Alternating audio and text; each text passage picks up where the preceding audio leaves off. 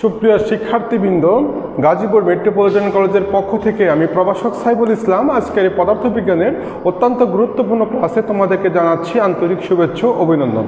আশা করি সবাই খুবই ভালো আছো এবং আমাদের পরিবর্তিত সিলেবাস, যেই সংক্ষিপ্ত সিলেবাস বোর্ড কর্তৃক দেওয়া হয়েছে, সেই সিলেবাসের আলোকে তোমরা তোমাদের লেখাপড়াগুলি চালিয়ে যাচ্ছ। শুধু ফিজিক্স না, অন্যান্য বিষয়গুলো তোমরা চালিয়ে যাচ্ছ এবং ওইভাবে যদি তোমরা লেখাপড়া করো তাহলে আমরা মনে করি যখনই আমাদের শিক্ষা প্রতিষ্ঠান খুলে দেওয়া হবে তখন তোমরা অনেকটা এগিয়ে থাকবে এবং পড়াটা তোমাদের অনেক সহজ লাগবে।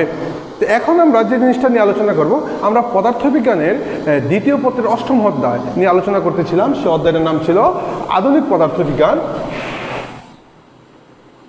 আধুনিক পদার্থবিজ্ঞান। এই আধুনিক পদার্থবিজ্ঞানের যে গুরুত্বপূর্ণ পড়াগুলি প্রায় আমরা শেষ করে চ্যাপ্টারের শেষের দিকে আমরা উপনীত হয়েছি এবং এই চ্যাপ্টারের যে অত্যন্ত গুরুত্বপূর্ণ টপিক্সটা নিয়ে আমরা গত ক্লাসে পড়েছিলাম সেটা লরেন্স রূপান্তর। তো লরেন্স রূপান্তরগুলি আশা করি সুপ্রিয় শিক্ষার্থীবৃন্দ, আমি লরেন্স রূপান্তর এবং লরেন্সের বিপরীত রূপান্তর সেটা কিন্তু তোমাদেরকে গত ক্লাসে আমি দেখিয়েছি এবং তোমরা পরীক্ষার সময় দেখা যাচ্ছে এই চ্যাপ্টার থেকে যে আমাদের ক এবং খ নাম্বারের যে কোশ্চেনগুলি আসে, অনুধাবন, জ্ঞানমূলক এবং অনুধাবন, সেই অনুধাবন কোশ্চেনের মধ্যে কিন্তু পরীক্ষায় প্রায় আসে, বা জ্ঞানমূলকের মধ্যে যে লরেন্ট রূপান্তরগুলি কি, লরেন্ট রূপান্তরগুলো কয়টি আছে লিখো, বা লরেন্টের বিপরীত রূপান্তরগুলি কি লিখো। এই জিনিসগুলি আমাদের কিন্তু খুবই গুরুত্বপূর্ণ একটা জিনিস হিসাবে আখ্যায়িত থাকে। তাহলে সুপ্রিয় শিক্ষার্থীবৃন্দ, তোমরা এই যে জিনিসগুলি আছে সেই জিনিসগুলি সংশ্লিষ্ট যে পড়াগুলি আছে সে পড়াগুলি তোমরা খুবই সুন্দরভাবে বাসায় স্টাডি করবে। আজকে আমি তোমাদেরকে দেখাবো লরেন্ট রূপান্তরের সাহায্যে বিজ্ঞানী আইনস্টাইন যে সময়ের আপেক্ষিকতা উনি বলেছেন যে সময়ের ব্যাপারটাও কি হইতে পারে, ধ্রুবক নয়, সময়টাও পরিবর্তন হয়। তবে এক্ষেত্রে ইনি আপেক্ষিকতা ব্যবহার করেছেন। সে আপেক্ষিক তথ্যটা হলো যে আমাদের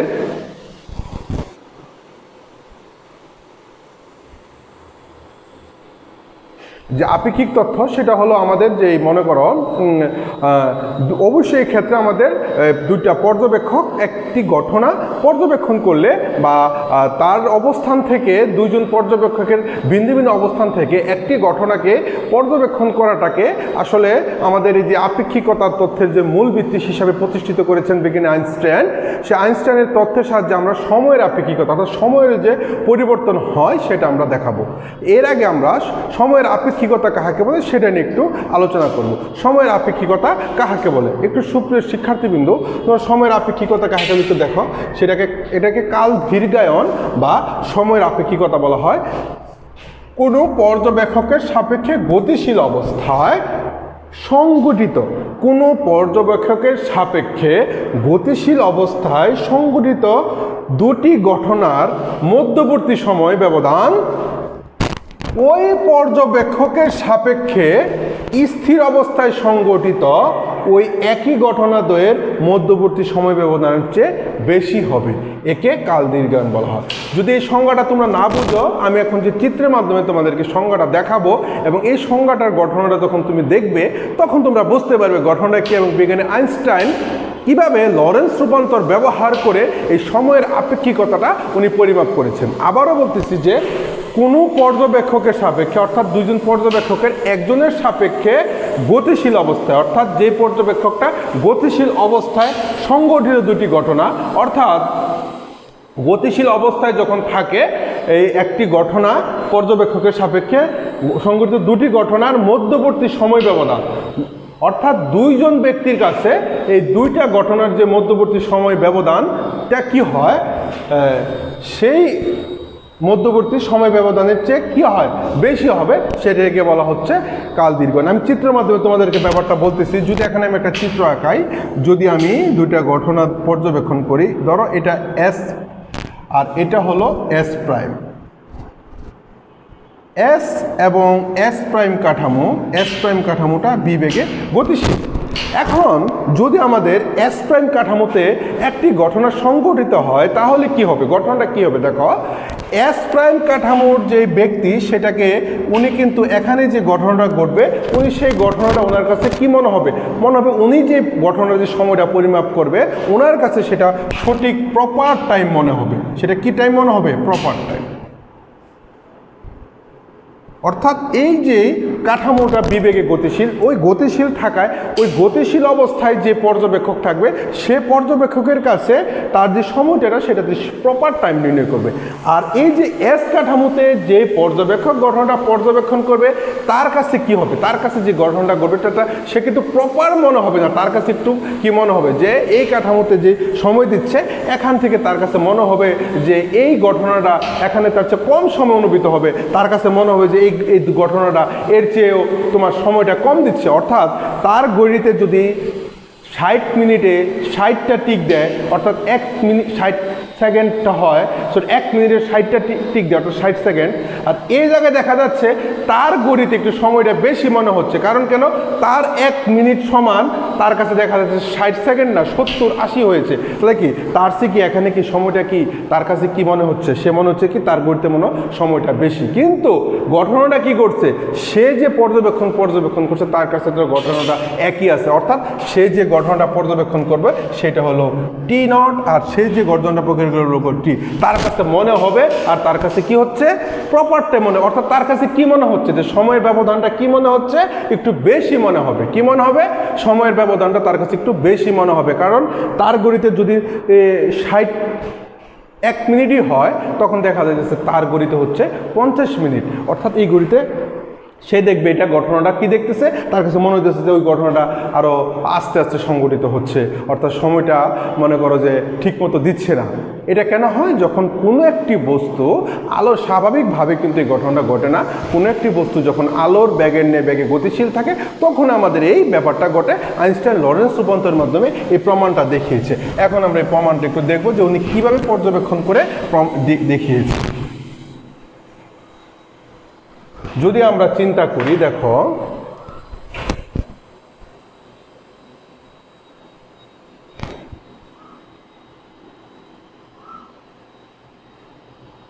দুটা ঘটনা, এটাকে যদি আমরা ধরি এস প্রাইম, এটাকে যদি এস, তাহলে এটা হলো X prime, Y prime, Z prime. এখানকার সব কিছু কি আমরা প্রাইম দ্বারা প্রকাশ করব। এটা হলো এক্স ওয়াই, এটার সাপেক্ষে বিবেগে গতিশীল। এখন এই কাঠামোর পর্যবেক্ষক এই গঠনটা এই কাঠামো থেকে যেটা দেখবে এবং এখান থেকে যেটা দেখবে তার কাছে কি মনে হবে? সেই ঘটনাটা এখানে প্রপার টাইমটা পাবে। তাহলে তার টাইমটা হবে কি? T2 মাইনাস কি T1। আর এই যে ঘটনাটা মারবে সেটা হবে কি? T equal two T1 T2 minus কি T1। এখন লরেন্জের যে বিপরীত ইকুয়েশন আছে সেই ইকুয়েশন থেকে আমরা কি লিখতে পারি? T1 সমান লিখতে পারি, দেখো কি, সেটা হলো T1 prime plus bx prime C square 1 minus B square by C square. আবারও আমি বলতেছি, এই যে তোমার দুইটা কাঠামোর মধ্যে সময়ের যে ব্যবধান হয়, অর্থাৎ এই কাঠামো থেকে এই কাঠামোর মধ্যে সময়ের যে পার্থক্য হয়, মনে হচ্ছে এই ঘড়িটা স্লো চলছে, তার মানে টাইম বেশি দিচ্ছে, এই ঘড়িটা কি মনে হচ্ছে সময় স্লো চলছে। এই ঘটনাটা ঘটে কোনো একটি বস্তু যখন আলোর বেগের ন্যায় বেগে গতিশীল থাকে তখন এই ঘটনাটা ঘটে। তাহলে আমরা লরেন্সের বিপরীত অনুযায়ী কি লিখতে পারি বলো? T2 ইকুয়াল টু লিখতে পারি এখানে T1 T2 prime plus bx prime minus 1 minus B square by C square. এখন দেখো, যদি আমরা এই জায়গায় যদি মানটা বসিয়ে দিই, এই ইকুয়েশন, এটাকে যদি 1 নং ইকুয়েশন দিই, এটাকে যদি 2 নং ইকুয়েশন দিই, তা সময়ের যে হেরফের হয়, সময়ের যে আপেক্ষিকতা হয়, সময়ের যে ব্যবধান হয়, সে মানটা আমরা এখন বের করতে পারবো। তাহলে কি ঘটনা ঘটতেছে দেখো? T equal to T2 prime sorry bx by C square.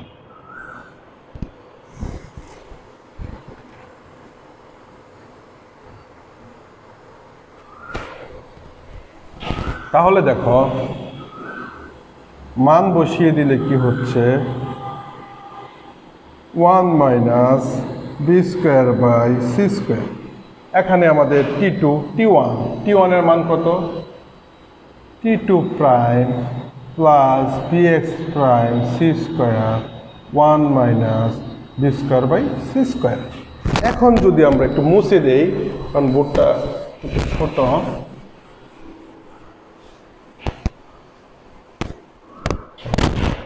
আমরা এই লাইন থেকে আমরা উপরে চলে যাচ্ছি। উপরে গেলে কি ঘটনা ঘটে? তাহলে দেখো T equal to t2 prime plus bx prime by C square. যদি আমরা একটু লসাগু করি তাহলে কি হচ্ছে দেখো, 1 minus B square by C square minus এটা হবে t1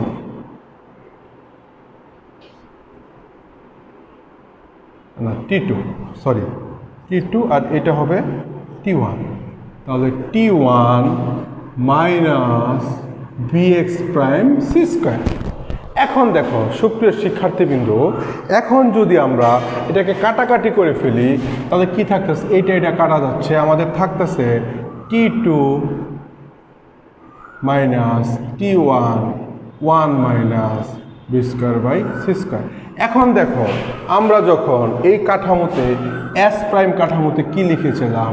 T prime equal to t2 minus t1। অর্থাৎ তুমি যদি চিন্তা করো যে একটি ঘটনা যদি সংগঠিত হয়, যদি মনে করো তোমার রুমের মধ্যে বা তোমার বাসায় কোনো একটি ঘটনা সংগঠিত হয়েছে, সেই ঘটনাটা তোমার কাছে তুমি যতটুকু নিখুঁতভাবে প্রপারভাবে বলতে পারবে, বাহিরের কোনো একজন ব্যক্তি তার কাছে কি ঘটনাটাকে সে প্রপারলি বলতে পারবে কি পারবে না, তার কাছে ঘটনাটা মনে হবে।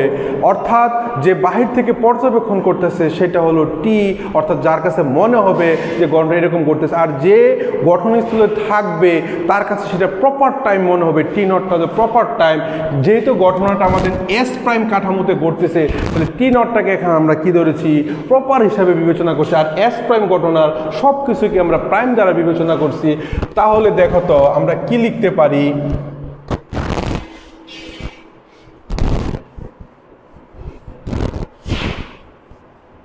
তাহলে আমরা লিখতে পারি T equal to T prime by T equal to লিখতে পারি কি? t1 সমান লিখতে পারি T naught 1 minus B square by C square. তাহলে সময়ের আপেক্ষিকতার যে সূত্রটা আমরা পেয়েছি সেটা আমরা কি বলতে পারি? T equal to T naught 1 minus B square by C square. B less than C বলে আমরা কি লিখতে পারি? 1 minus B square by C square less than 1 হয়।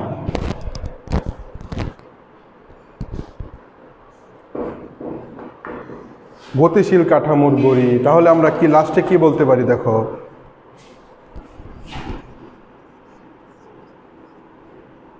টি is greater than T naught, অর্থাৎ গতিশীল কাঠামোর গড়ি।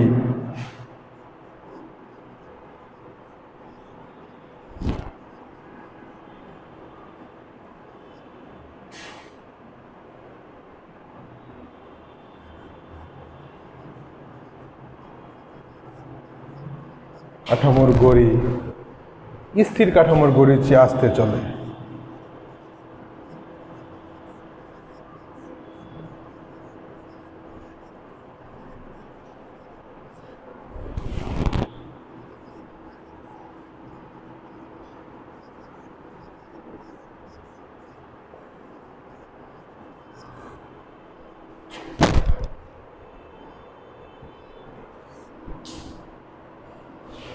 তাহলে দেখো সুপ্রিয় শিক্ষার্থীবৃন্দু, আমরা তাহলে কি পেয়েছি? লাস্টে আমাদের মেন সূত্রটা কি পেয়েছি? T equal to T naught 1 minus B square by C square. B এর মানটা সি থেকে ছোট, কারণ বি এর মান কোনো বস্তুর মান কখনো আলোর বেগের নিয়ে হতে পারে না, আলোর বেগের চেয়ে বেশি হতে পারে না। তাহলে বি এর মানটা যদি সি থেকে কম হয় তাহলে আমরা কি পাই? 1 minus B square by C square. অর্থাৎ এই ক্ষেত্রে 1 minus B square by C square সবসময় কি হবে? 1 এর থেকে কি হবে? লেস দেন 1 হবে। এক্ষেত্রে আমরা কি বলতে পারি যে টিটা গ্রেটার দেন কি টি নট, অর্থাৎ গতিশীল কাঠামোর গড়ি স্থির কাঠামোর গড়ির চেয়ে আস্তে বা ধীরে চলে। গতিশীল কাঠামো অর্থাৎ এই যে তোমার এস প্রাইম কাঠামোর যে গড়ি, সেই গড়িটা গতিশীল কাঠামোর গড়ির থেকে ধীরে বা আস্তে চলে। অর্থাৎ ব্যাপারটা যে তুমি আমার ক্লাস ব্যাপারটা হলো তুমি ক্লাসে বসে আমার লেকচার শুনতেছ, আমি এখানে দাঁড়িয়ে লেকচার দিচ্ছি। মনে করো আমার লেকচারটা 60 মিনিটের একটা লেকচার, তুমি যে ঘড়ি নিয়ে বসেছিল তোমার ঘড়িতে সেটা অনুভব হলো 50 মিনিট। তাহলে সমস্যাটা কি হয়েছে? আমার 60 মিনিট হয়েছে, তোমার ঘড়িতে হয়েছে সেটা 50 মিনিট। তাহলে তোমার ঘড়িটা কি হিসেবে আখ্যায়িত করবে? তাহলে তুমি অবশ্যই বলবা যে স্যার আমার ঘড়িটা স্লো। অর্থাৎ এই ক্ষেত্রে কি ঘটনাটা ঘটছে দেখো, যে গতিশীল কাঠামোর ঘড়ি, অর্থাৎ গতিশীল কাঠামোর ঘড়ি যে কাঠামোতে গঠনটা সংঘটিত হচ্ছে সে কাঠামোর ঘড়ি স্থির কাঠামোর চেয়ে আস্তে বা ধীরে চলে। অর্থাৎ তাহলে এই ঘটনাটা তোমার কাছে যেটা মনে হয়েছে যে এই ঘটনাটা ধীরে চলতেছে, আমি যে ক্লাসটা দিয়েছি সেই ক্লাসটা তোমার কাছে কি মনে হচ্ছে? মনে হচ্ছে যে ধীরে চলতেছে, অর্থাৎ তোমার ঘড়িটা স্লো হয়ে গেছে। এটাই বলা হয়েছে যে গতিশীল কাঠামোর গড়ি স্থির কাঠামোর গড়ির চেয়ে আস্তে বা ধীরে চলে। এই ঘটনাটাই মূলত কি বলা হইতেছে? কাল দীর্ঘায়ন বা সময়ের আপেক্ষিকতা হিসাবে বর্ণনা করা হচ্ছে। আমি আবারও বলেছি যে তোমরা ম্যাথ করার সময় দেখবে যে যে কাঠামোতে সময়টা ঘটে সেটা প্রপার টাইম, অর্থাৎ যে কাঠামোতে ঘটুক সেটাকে বলবা তুমি ঘটনাটা কোন কাঠামোতে ঘটছে সেটা বড় জিনিস না, যেই কাঠামোতে ঘটবে সেই কাঠামোর সময়টাকে তুমি প্রপার সময় লিখবে। আর যে এটাকে মনে হবে তার কাছে বা সে ঘটনাটা ব্যাখ্যা করবে তার মতো করে বলবে, সেটা হলো মনে হওয়াটাকে বলবো আমরা টি, আর যে কাঠামোতে ঘটে বলবো সেটা টি নট। তাহলে কিন্তু আমরা ম্যাথগুলি সুন্দরভাবে করতে পারবো। সুপ্রিয় শিক্ষার্থীবৃন্দ, আজকের এই ক্লাসটা এই পর্যন্ত থাকুক। পরবর্তী ক্লাসে তোমরা আরও মনোযোগ সহকারে এই পড়াগুলো বাসায় দেখবে এবং পড়াশোনা করবে। আশা করি সবাই ভালো থাকবে এবং প্রত্যেকে তার বাসায় যে পরিবর্তিত সিলেবাস দিয়েছে সেই সিলেবাস অনুযায়ী পড়বে এবং আগামী দিন আমরা এর যে ম্যাথ আছে এগুলি পড়বো এবং দৈর্ঘ্যের যে আপেক্ষিকতা আছে, ভরের যে আপেক্ষিকতা আছে সেটা নিয়ে আলোচনা করব। আজকের মধ্যে পর্যন্ত আল্লাহ হাফেজ।